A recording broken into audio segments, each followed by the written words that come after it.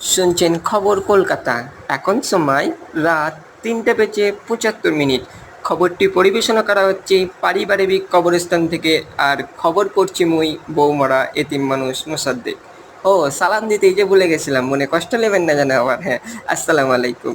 ও আরেকটা কথা কইতে ভুলে গেছিলাম, যেটা হচ্ছে খবরটি পরিবেশনা রয়েছে দেশের একমাত্র প্রেমে ছ্যাঁকা খাবার নন স্যাটেলাইট ভুক্ত পারমাণবিক YouTube channel SM YouTube blog. শুনছেন খবর। ঝাড়খণ্ডে স্বামীর দাবিতে একটি পাঁঠা ছাগলের রাস্তা অবরোধ করে, যার ফলে প্রায় ৯ ঘন্টা যাবৎ বিমান, রেলগাড়ি, দূরপাল্লার বাসসহ গরু, ছাগল, হাঁস, মুরগি চলাচল একেবারেই বন্ধ ছিল।